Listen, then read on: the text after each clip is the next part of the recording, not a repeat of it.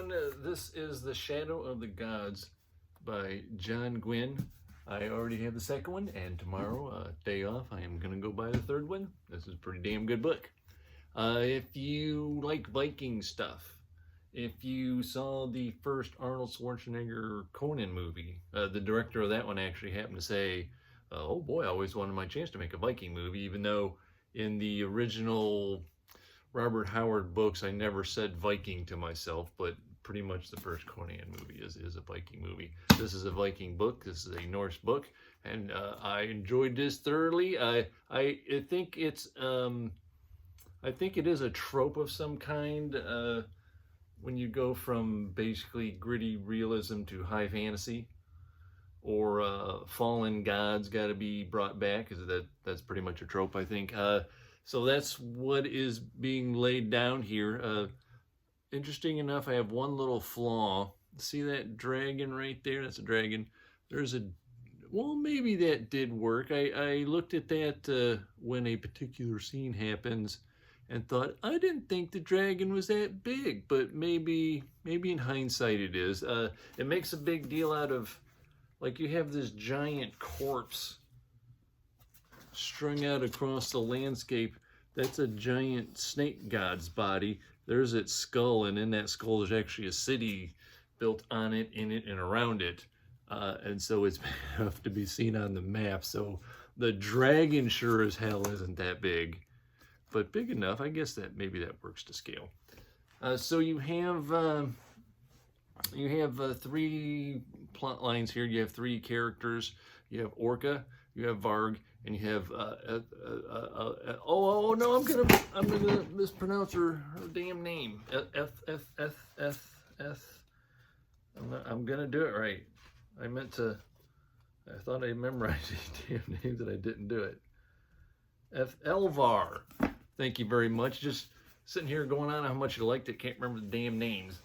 Elvar, Varg, and Orca. Now Orca, she is, if you want to call her the Conan of the book, you could certainly do that. But calling her the female Conan, there's actually a female Conan in Conan books, and that was Valeria, just this tall blonde woman, or in this case, towering over men tall. I think there is a meat hall moment where someone walks over, a dude walks over and tells her she's got to leave.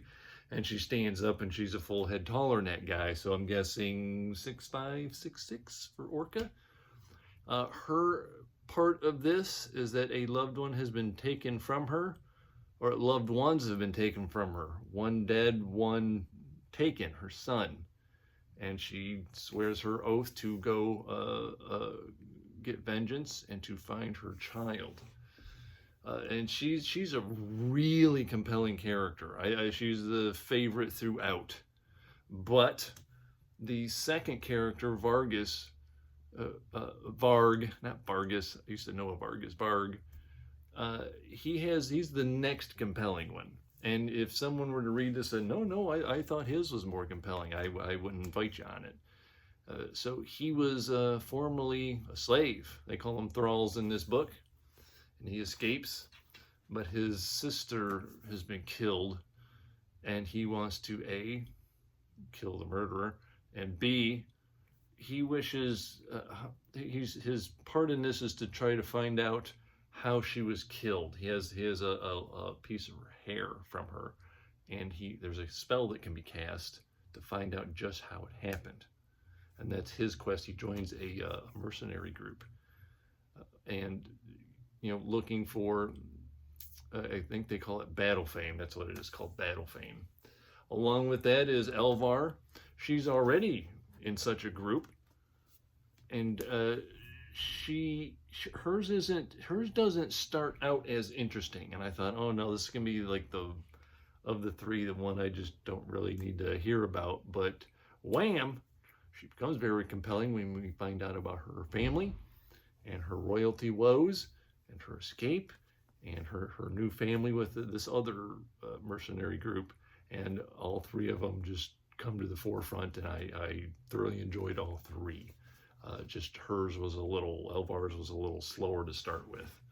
I will say Let's see what else. So the gods have fallen. There was a war of the gods. It's hinted at a bit that, you know, one god betraying another. They are all animal based. Let's see if I can get them all. There's a rat, obviously a dragon, a snake, wolf, bear. If there's, I don't remember any, there may be others. I don't think that's the complete pantheon, but I don't remember if they name what specific other. Oh, no. There was it ravens or eagles? I think it's an eagle. There is a bird god. And so there was, it didn't tell that story. I hope we get that story. I want to hear the details of what the pantheon warred about. I don't want it just glossed over. And but what I'm wondering now too, since this does start out gritty, this is axes and shields, and you need armor if you're going into battle. This is not.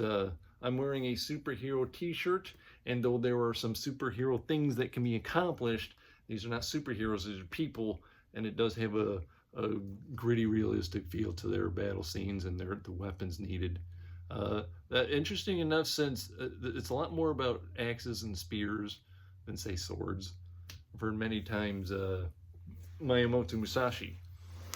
Swords are for dueling and showing off, and spears are for taking over castles and winning battles. And that's what that felt like here. If anything else I missed. Also, the gods, you can be tainted. So the powers of the gods have got into humanity. The tainted people are generally looked down upon as some kind of icky mutant thing, but there are lots of them in this book, and I think these are obviously going to be the dominant players. Leave you to find out who's tainted and who isn't. Anything else? What am I missing? There's found family in this. There's already found family in this. There's getting rid of that old family in this. And there is, I'm going to find my family in this still. So I wait for, let's see, we got, I want to hear about the dragons. So I guess after that, it's just the storylines of each character still being followed through with, and how they're going to change into the next book. So this was an outstanding intro, and now I guess we're going to jump in. So I'm wondering now, I guess, if the gods, if there's high fantasy introduced, or higher fantasy, I don't know if it's going to be called, the gods are coming about, what's going to happen to our still human characters, even though maybe someone's tainted and someone's not, how they're going to deal with giant kaiju things that we'll see if this one definitely wields magic, and how they're going to deal with this. There's one magic weapon in this whole thing. Everything else is, well, here's my knife, here's my axe, here's my spear, here's my shield, here's my armor. And there is some spell slinging in this, but not. It is completely de-emphasized. They're wizards and witches, and they're not really in the forefront. They do a few things. They sold some spells out there, which I've actually found pretty interesting, but there's not a lot of that. So starting out low magic, and then boom, and that we come to an end on that one. So good job there. Next up, book 2, The Hunger of the Gods. Why do authors have to do this? Does that look the same size to you? Because I can. So I'm holding this one up. I picked this one up, and it's like, this is got to be like twice as heavy as this one. So what are we looking at? 479, I think that one was. So, I didn't flip through the whole thing. I'm already at 560 something. Yeah, so this is a chonker here. This is Hunger of the Gods. Lycorypha, the dragon god of legend, has been freed from her eternal prison. Now she plots a new age of blood and conquest. As Orca, Varg, and Alvar embark on dangerous roads, the might of the Bloodsworn and the Battlegrim will not be enough to stand against Lycorypha. So Varg is Bloodsworn and Alvar is Battlegrim. That's their two companies. Their only hope lies within a book of forbidden magic, with the power to raise the wolf god Ulfur from the dead and bring about the battle that will shake the foundations of the earth. So we're going to get a quest with the 3 main characters. Good. Good, I'm all for it. That is next week. That's a good book. Gonna get the 3rd one after this one tomorrow. Good stuff. I'm happy. Oh, so far, this is like last year was a kind of hit and miss reading year. I DNF'd a book last week, if you saw, but still, so far, this is a much better start than last year's was with John Gwynne here. That's it. Thank you very much. I'll see you next week. Bye-bye.